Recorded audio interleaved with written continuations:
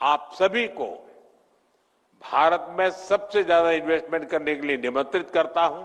Investment का भारत में विस्तार करने का यही समय है, सही समय है।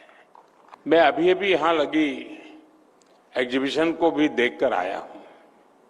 बीते 10 सालों में भारत के 25 करोड़ लोगों ने गरीबी को हराया है। हर 100 किलोमीटर पर हमारे यहां खाना और खाने का स्वाद बदल जाता है।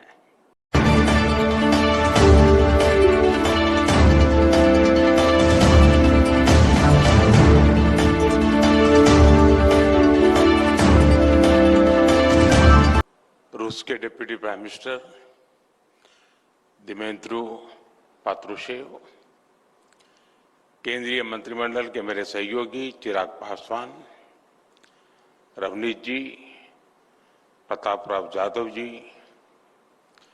अलग अलग देशों से यहां आए सभी मंत्रीगण, अन्य प्रतिनिधि, अतिथिगण, देवी और सज्जनों,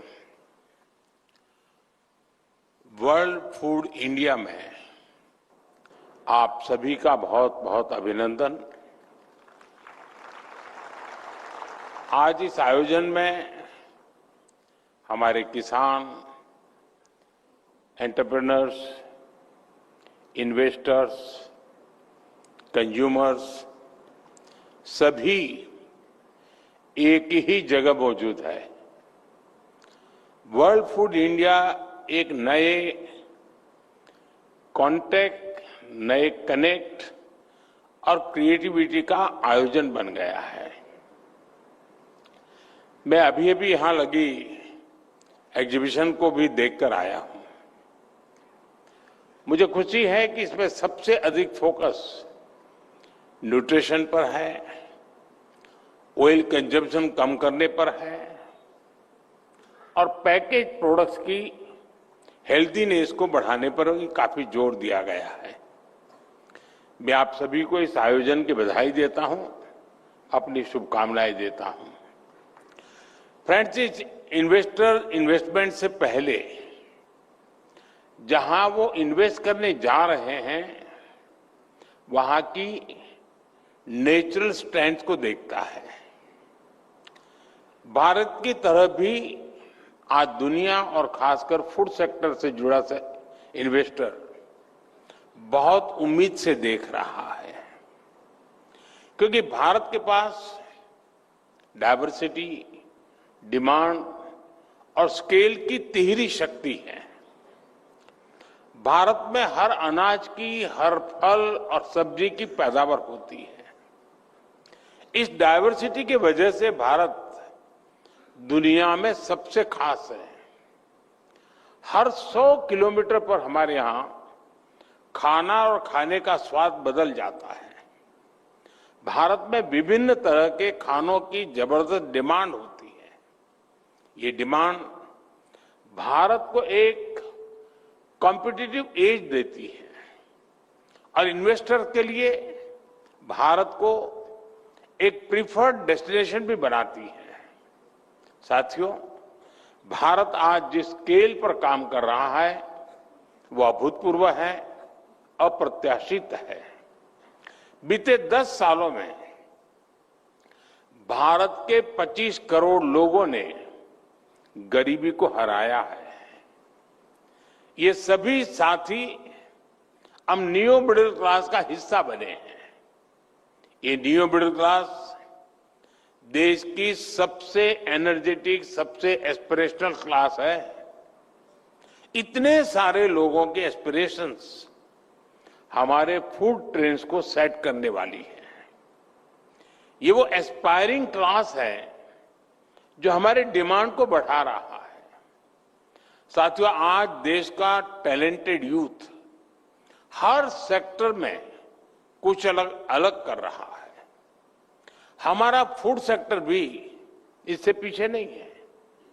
आज भारत दुनिया का तीसरा सबसे बड़ा स्टार्टअप इकोसिस्टम है और इनमें से कई सारे स्टार्टअप्स फूड और एग्रीकल्चर सेक्टर्स में काम करते हैं। एआई, ई कॉमर्स, ड्रोन्स और ऐप को भी इस सेक्टर से जोड़ा जा रहा है। हमारे ये स्टार्टअप्स सप्लाई चेन्स, रिटेल और प्रोसेसिंग के तरीके बदल रहे हैं। यानी भारत में डायवर्सिटी, डिमांड और इनोवेशन सब कुछ मौजूद है। ये सारी चीजें भारत को इन्वेस्टमेंट के लिए सबसे अट्रैक्टिव डेस्टिनेशन बनाते हैं। इसलिए मैं लाल किले से कही अपनी बात फिर दोहराऊंगा, इन्वेस्टमेंट का भारत में विस्तार करने का यही समय है, सही समय है। साथियों, 21वीं सेंचुरी में दुनिया के सामने कितनी सारी चुनौतियां हैं, इससे हम सभी भली भांति परिचित हैं। आप ये भी जानते हैं कि जब जब जो चैलेंजेस दुनिया के सामने आए हैं, भारत ने आगे बढ़कर अपनी सकारात्मक भूमिका निभाई है। ग्लोबल फूड सिक्योरिटी में भी भारत निरंतर कंट्रीब्यूट कर रहा है। हमारे किसानों, हमारे पशुपालकों, हमारे मछुआरों के परिश्रम और सरकार की नीतियों से भारत का सामर्थ्य निरंतर बढ़ रहा है। बीते दशक में हमारे फूड ग्रेन प्रोडक्शन में काफी वृद्धि हुई है। आज भारत दूध का सबसे बड़ा उत्पादक है और दुनिया की 25% मिल्क सप्लाई सिर्फ भारत से होती है। हम मिलेट्स के भी सबसे बड़े प्रोड्यूसर हैं। राइस और व्हीट में हम दुनिया में दूसरे नंबर पे हैं। फ्रूट्स, वेजिटेबल्स और फिशरीज में भारत का योगदान बहुत बड़ा है। इसलिए जब जब दुनिया में फसलों पर संकट आता है, सप्लाई चेन डिसरप्ट होती है, तो भारत मजबूती से अपना दायित्व निभाने के लिए सामने आता है। फ्रेंड्स, वैश्विक हित में हमारा प्रयास है कि भारत की कैपेसिटी, हमारा कंट्रीब्यूशन और अधिक बढ़े। इसके लिए आज सरकार फूड और न्यूट्रिशन से जुड़े हर स्टेक होल्डर को, पूरे इकोसिस्टम को मजबूत कर रही है। हमारी सरकार फूड प्रोसेसिंग सेक्टर को प्रोत्साहित कर रही है। इसलिए इस सेक्टर में 100% एफडीआई की अनुमति दी गई है। इसके अलावा पीएलआई स्कीम और मेगा फूड पार्क के विस्तार से भी इस सेक्टर को मदद मिली है। भारत आज दुनिया की सबसे बड़ी स्टोरेज इंफ्रास्ट्रक्चर स्कीम भी चला रहा है। सरकार के इन प्रयासों का परिणाम भी दिख रहा है। बीते 10 साल में भारत की प्रोसेसिंग कैपेसिटी में 20 गुना वृद्धि हुई है। हमारे प्रोसेस्ड फूड से जुड़े एक्सपोर्ट भी 2 गुने से ज्यादा हो गए हैं। साथियों, फूड सप्लाई और वैल्यू चेन में हमारे किसानों, पशुपालकों और मछुआरों और छोटी छोटी प्रोसेसिंग यूनिट्स की बहुत बड़ी भूमिका है। बीते 1 दशक में इन सभी स्टेक होल्डर्स को हमारी सरकार ने मजबूत किया है। आप जानते हैं कि भारत में 85% से अधिक स्मॉल या मार्जिनल फार्मर्स हैं। इसलिए हमने ऐसी पॉलिसीज बनाई, ऐसा सपोर्ट सिस्टम डेवलप किया कि आज ये छोटे किसान मार्केट की बड़ी ताकत बन रहे हैं। साथियों, अब जैसे माइक्रो फूड प्रोसेसिंग यूनिट्स हैं, इनको हमारे सेल्फ हेल्प ग्रुप चलाते हैं। इन सेल्फ हेल्प ग्रुप्स में हमारे गांवों के करोड़ों लोग जुड़े हैं। इनको सपोर्ट करने के लिए हमारी सरकार क्रेडिट लिंक सब्सिडी दे रही है।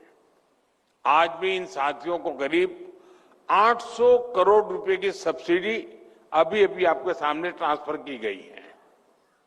साथियों, इसी तरह हमारी सरकार फार्मर प्रोड्यूसर ऑर्गेनाइजेशन यानी एफपीओज का विस्तार कर रही है। 2014 के बाद से देश में 10,000 एफपीओज बन चुके हैं। हमारे लाखों छोटे किसान जुड़े हैं।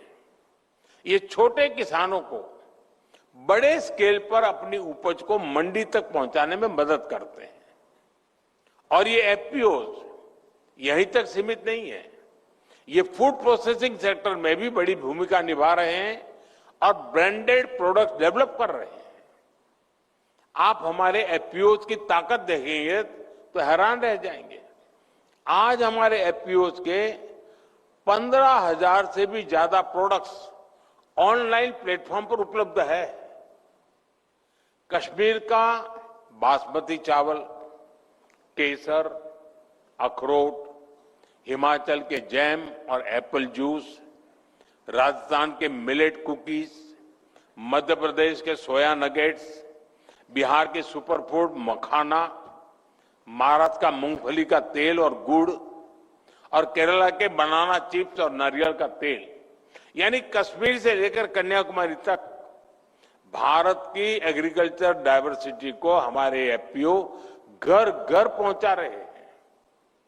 और आपको जानकर अच्छा लगेगा कि 1100 से अधिक एफपीओ करोड़पति बन गए हैं, यानी उनका एनुअल टर्नओवर 1 करोड़ से अधिक का हो चुका है। एफपीओ आज किसानों की आय बढ़ाने और नौजवानों को रोजगार देने में बड़ा रोल निभा रहे हैं। साथियों, एफपीओ के अलावा भारत में कोऑपरेटिव्स की भी बहुत बड़ी ताकत है और ये साल तो इंटरनेशनल ईयर ऑफ कोऑपरेटिव्स का है। भारत में भी कोऑपरेटिव्स हमारे डेयरी सेक्टर को, हमारी रूरल इकोनॉमी को एक नई शक्ति दे रहे हैं।